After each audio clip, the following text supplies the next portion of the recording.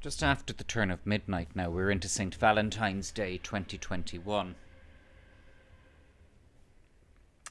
And this is now the 40th year since the Stardust fire disaster in Artane in 1981. I was 7 at the time. And Thomas Sheridan talks in one of his recent videos about how he was about 8 or 9 at the time of the Dublin and Monaghan bombs, and he heard one of the Dublin bombs go off. And he describes how hearing that and realising what it was a shift in his entire consciousness. He remembers it well. He remembers that he became, in effect, an older person after he was in Dublin city centre and he heard the bomb go off. I was 7 at the time of Stardust, and when that happened, it shifted my consciousness as well. And I am extremely reluctant to talk about the Stardust fire disaster because I was lucky enough for it not to affect me, in as much as I didn't lose a loved one or a friend. But that doesn't mean that it didn't affect me hugely at the time, or that it hasn't stayed with me personally for the 40 years since, because as much as I don't wish to be seen to be trying to get attention from it, given that I was not directly affected by it, in as much as I didn't lose a loved one, personally and emotionally, it was for me what Thomas describes. It pulled me forward into a much more adult frame of mind, even though I was only 7. And it does go to show that a child of 7 can have very sincere and authentic emotions and responses to very serious things. The Stardust fire disaster, for anybody who mightn't be entirely familiar, was the worst unlawful killing in the history of the independent Irish state. Many different people have tried to describe it in many different ways, but in my opinion, the most accurate description of the Stardust fire disaster is a mass unlawful killing. Every year I go to when I'm available to do so, I go to the commemoration of the crime, which is held in Artane at the site. And I've always been very moved by it, and the thing that moves me so much is the sincerity with which the readings and the music and the song are done. As a performance, I'd give it a 10 out of 10. And whenever you go to these events each year at the Stardust, you meet the most courteous and welcoming and open people that you can imagine. They want to talk, they want to welcome you. Anybody who wants to come is made most welcome. But at the same time, as I said, I don't want to be seen to be just trying to do attention seeking or crowd in on the grief of others that did not affect me. I'm not one of the bereaved. So this is why I try to keep a low profile at that particular event. And I let them do the talking and the singing, and they do it so much better than I could anyway.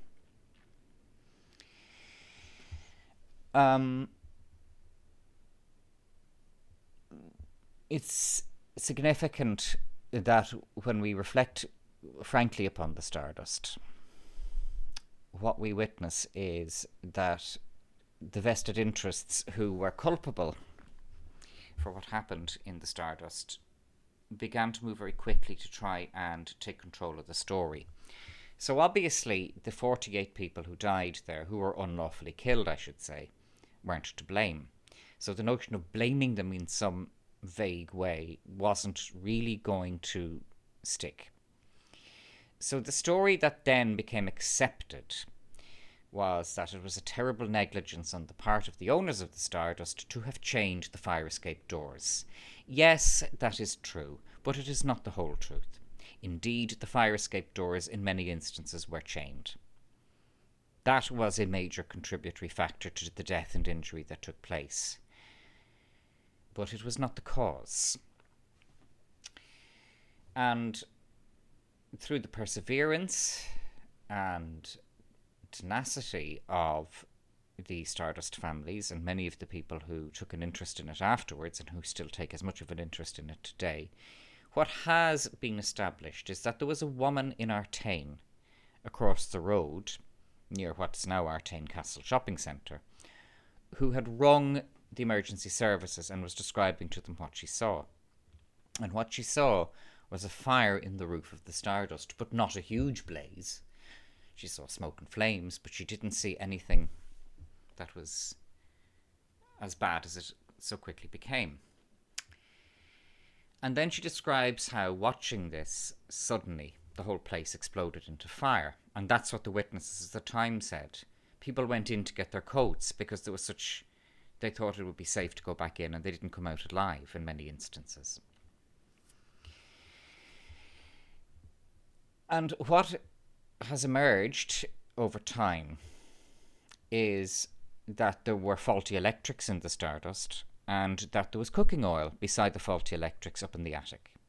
If we look at some of the pictures of the Stardust, it does actually tie in with that, because what we can see is that the roof was destroyed at particular specific locations. So this would imply that the Stardust fire was caused by faulty electrics and by misplaced cooking oil, which caused a rise in temperature, a flashpoint in temperature, and an explosion, which then turned into an enormous catastrophe. It was a terrible crime. But added to that terrible crime is the failure to achieve proper accountability and the failure to have a full assessment really of what actually happened. And it's not my place to judge. It's not my place to judge. And what I'm saying in this video tonight are just my own opinions.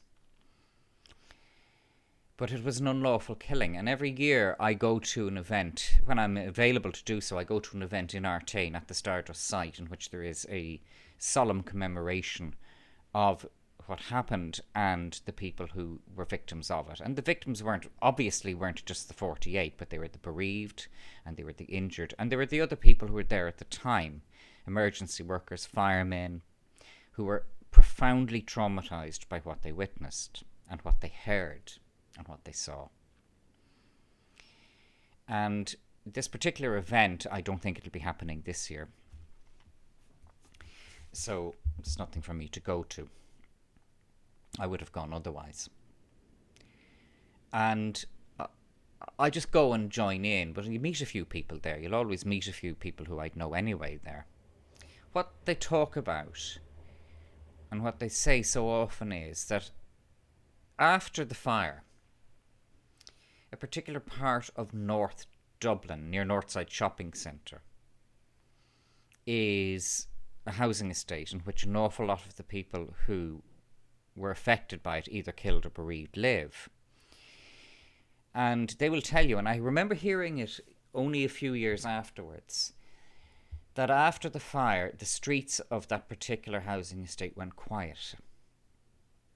The chat, the kids out playing, people laughing, people chatting across the wall, that went, and there was this terrible silence that descended on the area.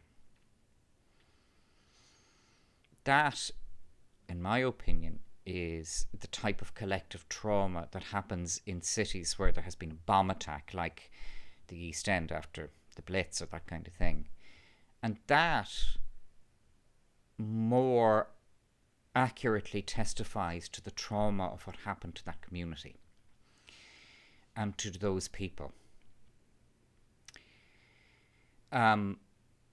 We're hearing a lot in the news at the moment about mother and baby homes and all of these things, but we're not hearing so much about the Stardust and the truth of what happened in the Stardust. And my own opinion of that is because so many of these people who are in the mainstream media today don't like the working class. They think they do, or they say they do, but in fact they don't. Because there was a class thing in the Stardust, to an extent. And that has carried on since the event to a perception that had it happened elsewhere, the degree of sidelining and the degree of belittling that has gone on wouldn't have happened. I remember a woman in Howth last year said to me, of course, she said, if that had happened in Donnybrook, they'd have got to the bottom of it immediately. I said, if that had happened in Donnybrook, there wouldn't have been faulty electricals and chained fire escapes, now would there? And she said, you're right. I said, because it wouldn't have happened in Donnybrook. That's where the woman referred to, Donnybrook, but she was referring effectively to class, and that's right. This is now the 40th anniversary of it, and we're not hearing an awful lot about it in RTE, the Irish Times, that kind of thing. That's not a huge surprise. That's largely to be expected, that they would not be particularly keen on reporting this. But that doesn't mean it didn't happen, and it doesn't mean that the emotions of me when I was 7 at the time were any less valid, or that the grief and trauma and anger and injustice that is still there is any less valid. At one of the commemorations that I went to, I heard somebody, these commemorations are very, very moving events, they're very sober events, but they're also very authentic. There's song and there's poetry reading. People give speeches. Many of the people who give speeches are reduced to tears and become extremely emotional. That's very healthy. That's the way it should be. These events are very healthy events, and they are how you witness a genuine grassroots culture express itself.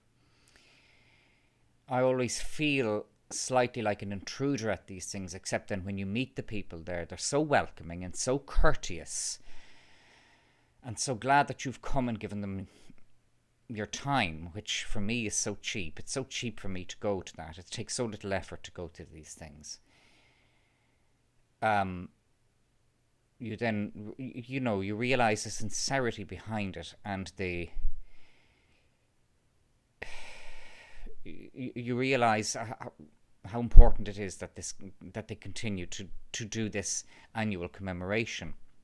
But at one of them, I remember somebody described how the 48 victims passed away. And I turned to a woman sitting beside me. I said, they didn't pass away. I said, they were unlawfully killed in horrific circumstances. She said, that was my thought. It's important that it's not sanitized. They didn't pass away. They died unlawfully, blamelessly, in the most horrific circumstances imaginable. It was every bit as bad as Hillsborough. I remember talking to somebody who lost all her children in Hillsborough, and she said she finds it offensive to hear the description of her children having passed away. She says they didn't pass away, they were trampled to death. And it's important not to sanitize as time goes by, not to sanitize what happened. The people who died in the Stardust were unlawfully killed. They didn't pass away. They were unlawfully killed. It was a crime. It was a terrible crime scene. And although there was a huge outpouring of grief nationally, and that was valid and that was sincere, and I remember in Howth at the time and talking to many Howth people many years and decades afterwards, the sense of injustice and the sense of pity and the sense of sympathy for what happened, that's very genuine. It's not getting into the mainstream media perhaps, but people have not forgotten what happened in the Stardust. I have not forgotten what happened in the Stardust. Many others out here in Howth have not forgotten what happened in the Stardust, because it was only a few kilometres away from us. I gathered that if we had gone up to the Deer Park or Howth Castle or to Howth Hill looking northwestward, we could have seen the smoke rising. I don't recall. But at the risk of seeming to be trying to kind of get attention, or if you like, hog the limelight, which is something I would hate to do, it is 40 years since this terrible crime happened. And as I said, when I was 7, it represented a huge shift in my psyche. And for me, it was almost equivalent to the Kennedy assassination, insofar as I'll never forget it, even at the age of 7, and hearing about it, seeing it on TV, hearing my family, and how upset my own family were at what happened on TV. The people who have fought for justice ever since did the right thing. Never give up. Never be demoralised. Never be belittled. Never be gaslit. Never let your energy go. That's easy to say. But it is also true. The most important thing is to keep on keeping on, and they have. And they've done so with great dignity and great courage and great strength and great fearlessness. That is admirable, if nothing else. So, as we go into this 40th anniversary of the worst unlawful killing in the history of the Irish state, what I can say sincerely on behalf of both of my parents and myself is that we extend our very, very deepest sympathy to everybody who was hurt or bereaved or in some other way affected by the Stardust fire disaster. And that at this most sad of times, please know that you are very much in the foreground of our thoughts.